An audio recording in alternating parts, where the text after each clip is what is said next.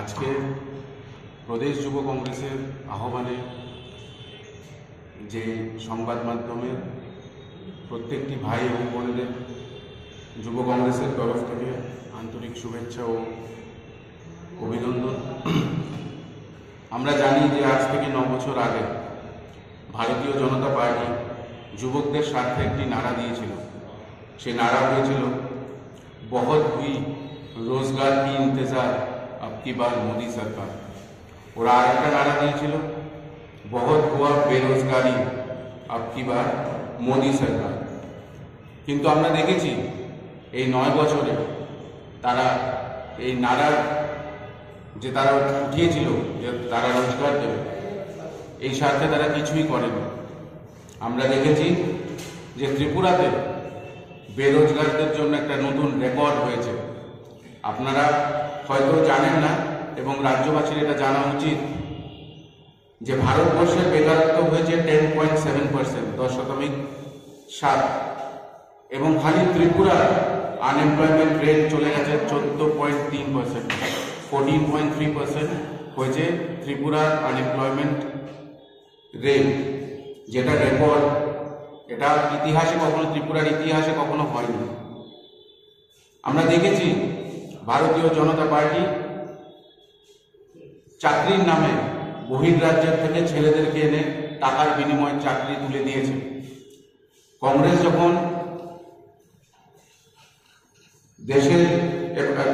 যখন রাজ্যে ছেলেদের স্বার্থে পিআরসি কম্পালসারি করার আওয়াজ উঠিয়েছিল, ভারতীয় জনতা পার্টি পিআরসিকে কম্পালসারি করেছে। কিন্তু আমরা দেখেছি সংবাদ মাধ্যমে বাইরের অনেক ছেলেদেরকে 1 লাখ টাকার বিনিময়ে জালি পিআরটিসি বানিয়ে দিয়েছিল এই রাজ্যে ভারতীয় জনতা পার্টির কিছু নেতা নেতৃত্বরা। এবং আমরা কিছুদিন আগেও কিছু সংবাদ মাধ্যমে দেখেছি যে বাইরের থেকে আসা কিছু ছেলেদেরকে তারা চাকরি উঠিয়ে দিয়েছে। এই রাজ্যে যখন যুবকদের হাহাকার, তারা চাকরি পাচ্ছে না, তারা রাস্তায় বসে প্রতিবাদ করছে, তারা কাঁদছে, এই ভারতীয় জনতা পার্টি বাইরের ছেলেদেরকে চাকরি দিচ্ছে। এই ডিসিশনের আমরা তীব্র নিন্দা করি এবং ধিক্কার জানাই। আমরা দেখেছি আমাদের স্কুলগুলোতে যেখানে বাচ্চা ছেলে মেয়েদের পড়াশোনা, ওদের ফান্ডামেন্টাল রাইটস এবং ক্লাস 1 থেকে ক্লাস 8 পর্যন্ত ফ্রিতে পড়াশোনার একটা স্কিম চালু করেছিল, কিন্তু সেই স্কিমকে পাল্টে 10টি স্কুলকে বিদ্যাজ্যোতি স্কিমের আন্ডারে এনে প্রত্যেক মাসে 1000 টাকা করে ফিস লাগু করে দিয়েছিল। এবং আমরা দেখেছি এই বিদ্যাজ্যোতি স্কিমে নিয়ার অ্যাবাউট 17 to 18% স্টুডেন্ট প্রত্যেক স্কুলে পড়াশোনা আজকে ছেড়ে দিয়েছে, কারণ অধিকাংশ মানুষেরাই গরিব এবং তারা এই পয়সা এবং এই ফিস না দিতে পেরে তারা স্কুল থেকে তাদের ছেলেমেয়েদেরকে সরিয়ে দিচ্ছে।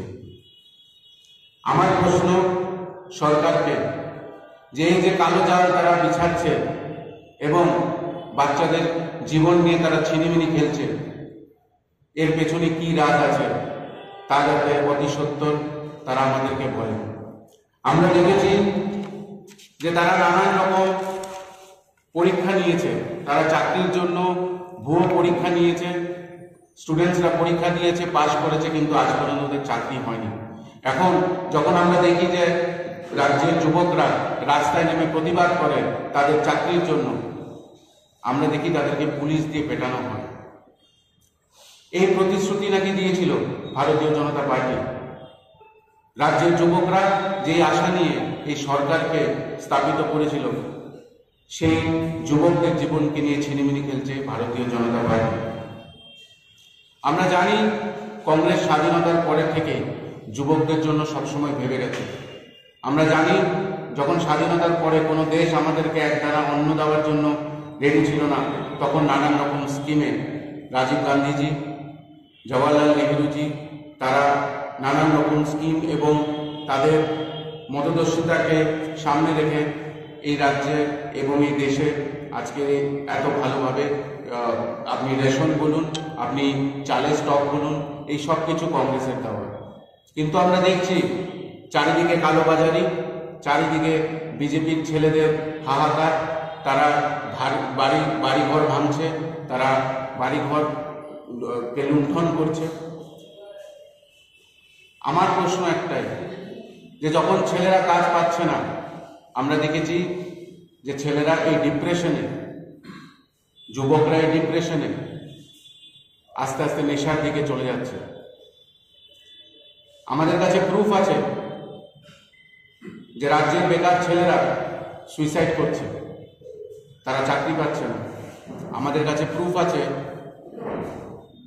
যে এই রাজ্যের ছেলেরা জন্মের পরে থেকে তো আর নেশা করে না, খালি একমাত্র এই বেরোজগারির জন্য তারা আজকে এই কালো দিকে, এই নেশার দিকে এগিয়ে যাচ্ছে।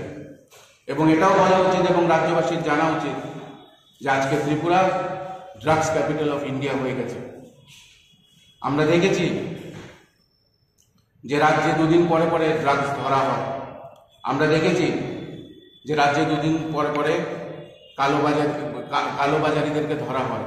কিন্তু এটার মূল স্রোত কোথায়, এটা কি আমাদের রাজ্যের মুখ্যমন্ত্রী খুঁজে পাচ্ছে না? আমরা দেখেছি স্কিম একটা নতুন অর্ডার বের করা হয়েছিল বিজেপির তরফ থেকে যে যদি ট্রাক ড্রাইভাররা বা কোনো ড্রাইভার অ্যাক্সিডেন্ট করে ওদেরকে 10 বছরের জেল করা হবে।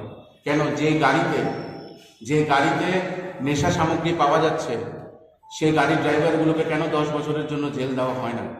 সেটা ওরা কখনো করবে না। ওদের বুকে সাহস থাকলে এই যে নিয়মটা ওদের উপরে লাগু করতে বলুন।